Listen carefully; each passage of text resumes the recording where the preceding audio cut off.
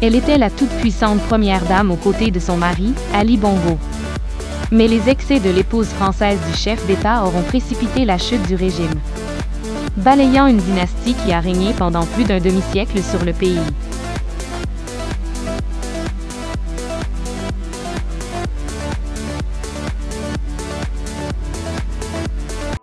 Elle était omniprésente, la voici invisible.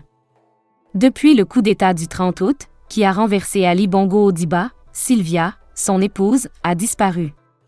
On sait qu'elle fut l'une des premières personnalités du pouvoir arrêtées par les militaires à l'aube de ce jour qui a soudainement vu s'effondrer un régime en place depuis plus d'un demi-siècle. Depuis, elle aurait été assignée à résidence, au sein du palais du bord de mer.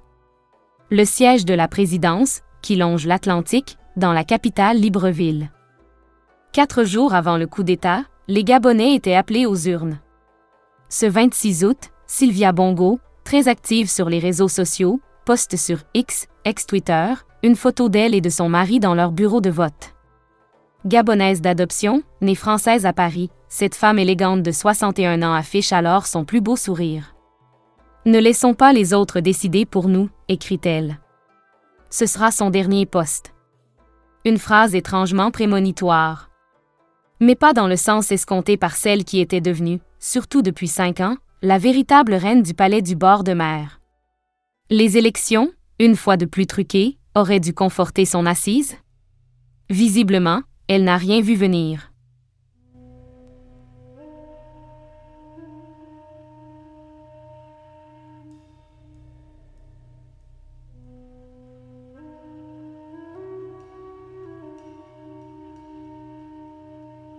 C'est juste après la proclamation des résultats officiels du scrutin, divulgués en catimini à 3 heures du matin, que des officiers rassemblant tous les corps d'armée du pays répondent à leur façon à l'injonction de « ne pas laisser les autres décider pour nous ». Ils s'emparent d'une chaîne de télévision privée appartenant à la présidence et annulent aussitôt un scrutin dénoncé comme frauduleux.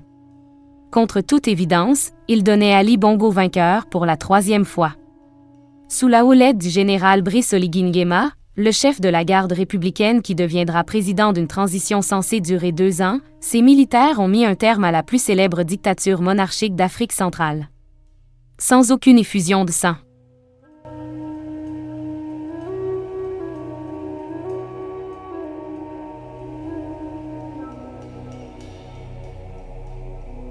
Bien au contraire, la foule les acclame. Et conspue tous les ténors du régime. Ali, arrivé au pouvoir en 2009 à la mort de son père Omar. Mais encore plus Sylvia et leur fils aîné, Noureddine 31 ans, tous deux accusés de s'être emparés de la réalité du pouvoir au lendemain du terrible AVC qui avait foudroyé Ali Bongo en visite à Riyad en Arabie Saoudite, le 25 octobre 2018. Selon plusieurs sources, le couple était alors au bord du divorce. Mais depuis cette date, la Française fait figure de régente qui contrôle tout.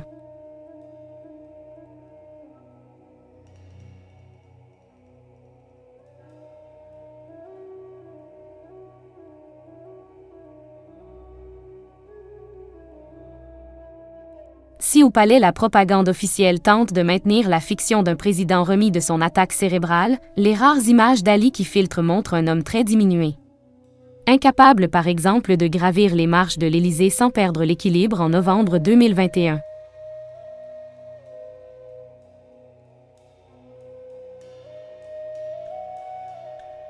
Sylvia arrive à 11 ans au Gabon, dans le sillage d'un père entrepreneur vétincéré dans le Gotha local. Serait-elle victime du syndrome de l'étrangère à l'image de Marie-Antoinette?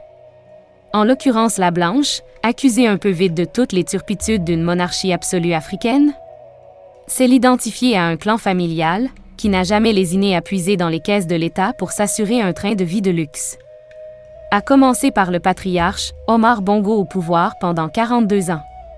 Gérant ce petit émirat pétrolier, en principe richissime, comme une propriété privée, il laissera 54 héritiers, qui vont souvent se déchirer, se trahir, rejoignant à leur façon « du Borgia sous les tropiques », selon l'expression du journaliste et écrivain Vincent Hugeux qui consacrera un chapitre à Sylvia Bongo dans un livre sur les premières dames africaines. À la différence de la vraie Marie-Antoinette, Sylvia ne s'est pas contentée de refaire la déco du palais présidentiel. Elle s'est révélée très active dans la gestion du pouvoir. Et elle est allée trop loin, constate un membre de la famille, joint par de A à Z à Libreville. Elle a eu des positions agressives, elle a isolé le président. Toutes les nominations passaient par elle. Sylvia s'est aliénée tout le monde. Sauf une petite clique, surnommée la Young Team, autour de son fils Noureddine, qu'elle rêvait de voir un jour succéder à son père sur le trône présidentiel. Ce proche d'Ali, par les liens de sang, n'avait plus accès à lui qu'une fois par an et seulement pour 1 heure. La fratrie présidentielle, humiliation ultime, devait désormais demander la permission pour se recueillir sur la tombe du paternel, dans le mausolée érigé à Franceville, sa ville natale. Les relations de Sylvia étaient notamment détestables avec Pascaline, la fille aînée d'Omar qui en avait fait sa conseillère. Elle sera évincée dès l'accession d'Ali au pouvoir. Mais c'est son ex-mari, Jean Ping, qui a affronté Ali Bongo à la présidentielle de 2016, émaillé de violences inédites. Au Gabon, il faut croire que la famille est incontournable. Plus que du syndrome de Marie-Antoinette, Sylvia a souffert de celui des mères abusives, qui a déjà frappé d'autres épouses de présidents africains, singulièrement les étrangères. Comme Viviane, l'épouse française de l'ex-président sénégalais Abdoulaye Wade. En tentant de valider l'idée de la succession de son fils, elle avait précipité la chute du père, en 2012. Sylvia était dans la même obsession avec Noureddine, constate Vincent Hugeux. Lequel concède tout de même qu'il n'était pas évident de trouver sa place dans le clan des Bongo quand on est une femme blanche. Elle a dû certainement faire face à l'hostilité de ses belles-sœurs, a avalé bien des couleuvres face aux amis de son mari, parmi lesquels figurait le roi du Maroc qui lui était hostile. Elle jouait du coup la surenchère de l'africanité, à travers une implication dans des projets humanitaires tous azimuts.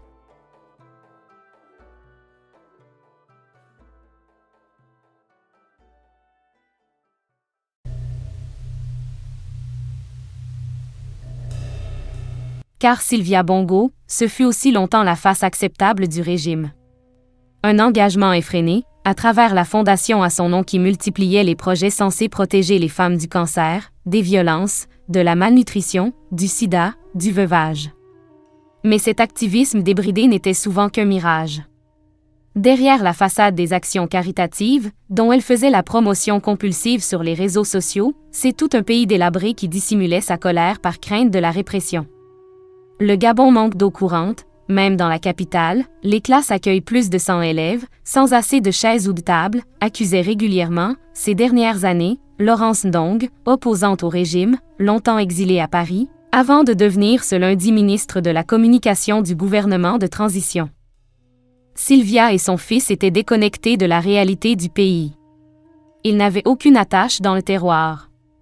Ils étaient si cupides, qu'ils ont même siphonné les fonds de la dernière campagne électorale. La veille du vote fin août, ils ont refusé de verser la prime promise aux militaires de la garde républicaine, qui était pourtant quasiment leur milice privée, révèle le proche de la famille depuis Libreville. Lequel suggère sans détour que l'abus régulier de substances illicites a également pu altérer le jugement de ce premier cercle du pouvoir. Noureddine et ses amis ne pensaient qu'à faire la fête. On le nomme fin 2019, coordonnateur des affaires présidentielles, un poste créé pour lui. 2 ans plus tard, le poste est supprimé, il était trop borderline. Vous remarquerez que le fils est désormais poursuivi pour détournement de fonds et corruption active. Mais également pour trafic de stupéfiants. Or la cocaïne, c'est connu, rend agressif et procure un sentiment de toute puissance, ajoute-t-il. Dans le chapitre de son livre, consacré à Sylvia Bongo, Vincent Hugeux rappelle un autre épisode. Le 13 janvier 2011, la première dame arrive en jet privé au Bourget. De façon inattendue, ses bagages sont fouillés, sac à main compris, par la police de l'air et des frontières. Dont les chiens renifleurs auraient déniché dans l'une des vallées auscultées des traces d'une substance illicite. Ces dernières années, l'ex-première dame préférait pourtant les rives de la Tamise à celles de la Seine. Non pas tant à cause de cet incident, mais bien plus en raison de la curiosité des juges français, chargés depuis 2010 de l'enquête sur les « biens mal acquis » dans plusieurs pays africains, dont le Gabon. Le patrimoine immobilier des Bongos dans l'Hexagone a récemment été évalué à 85 millions d'euros. Mais les juges avaient dès 2011 révélé que l'épouse du président aurait dépensé, en un an, la bagatelle des 1 million d'euros dans les boutiques d'Hermès et du joaillier Van Cleef & Arpels.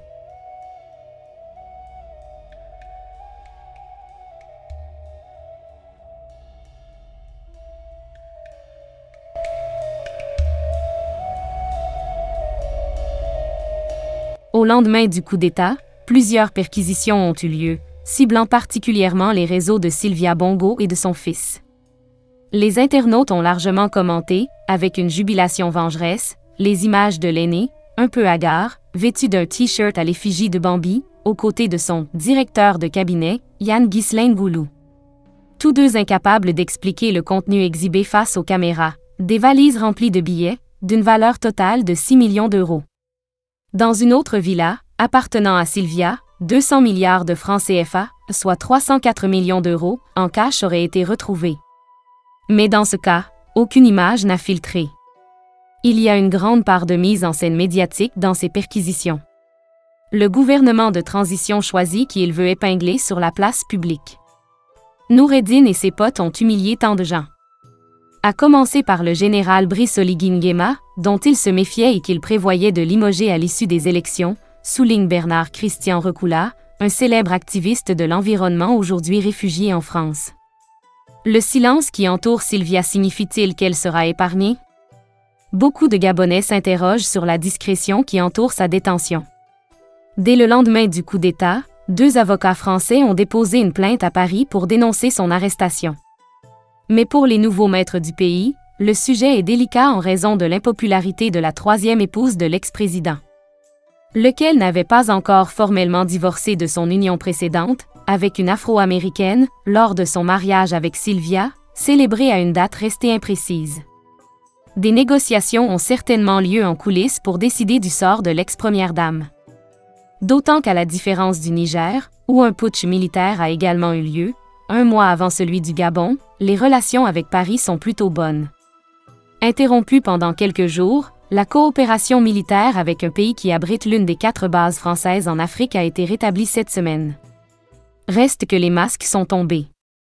Et quel que soit son sort, la reine déchue aura tout le loisir de méditer sur ce destin qui l'a fait passer de la jeunesse dorée et insouciante d'un pays de cocagne, érigé en symbole de la France-Afrique, à épouse d'un fils dont la légitimité n'a jamais été acceptée par les Gabonais. Refusant de comprendre que jamais une Française, même bien insérée, ne pouvait durablement dicter sa loi à un pays africain.